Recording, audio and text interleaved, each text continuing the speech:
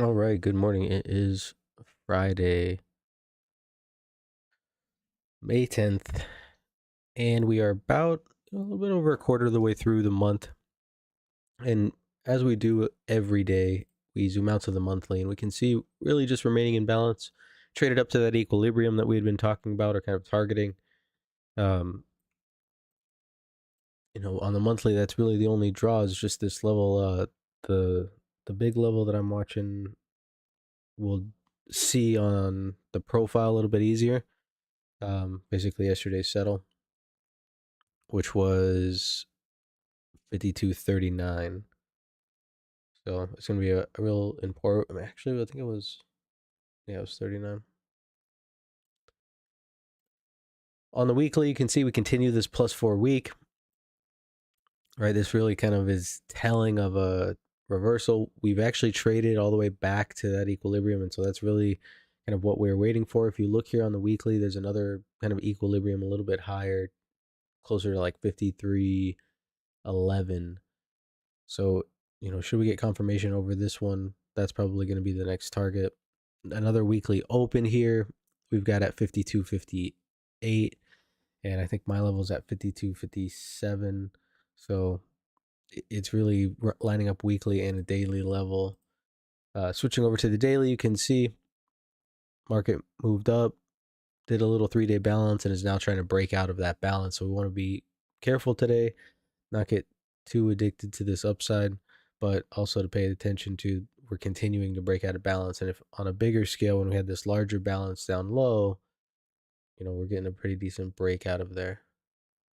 If you look at just like on percentage basis, you're about the 75% retracement area. So you've already, the full move down has given up about 75% on this pullback, which is fairly typical from um, uh, down markets, I guess. Like right here before the market started to go down, you actually had to move down and actually gave it more than 100%. So it's just sometimes kind of happens in down markets. But really the key will just be to see if we get this new all-time high. If it can hold above there, that'll be kind of where we're at. Because you figure like we said, the real next target up you've got here on the daily, you've got 52.70, a little equilibrium there. And that's kind of the ultimate target. If we continue to break out today, I think probably get a decent 20 points there. Um, that would be, and then the next level up's like that 53. So you're pretty much right back at the all-time high. Switching over to the profiles here, you can see basically above the settle to like 44 to 47. I think there may be some buy opportunity if we get a little dip and they can hold this lower distribution above the previous day's high. A decent long, that 52.57 I think is going to be kind of the gatekeeper. So if we get over that early, I think you can probably get long and try to trade up to that 52.70. Below the settle, you start to get a little bit choppy below that 240 as the market kind of looks for acceptance inside yesterday's profile. So I'm really not looking to play with that. But once we get down below that 35, then we can start looking to scalp shorts, I think, back towards the point of control from yesterday.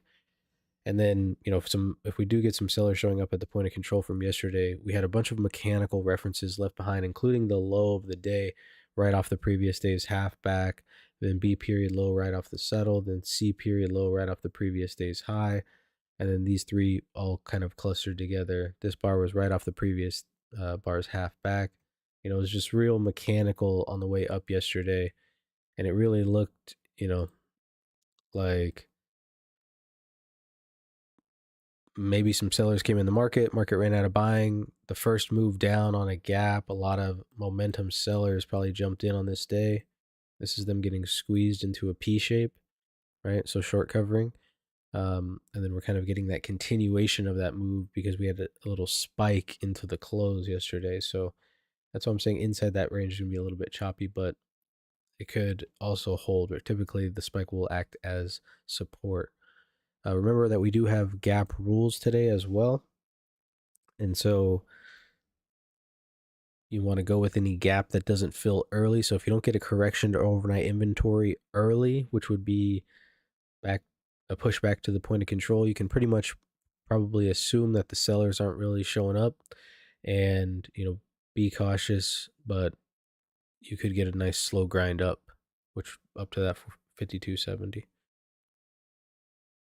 But other than that, you guys have a wonderful day. Make sure you're managing risk and sticking to your trade plan, and I'll see you guys on Monday.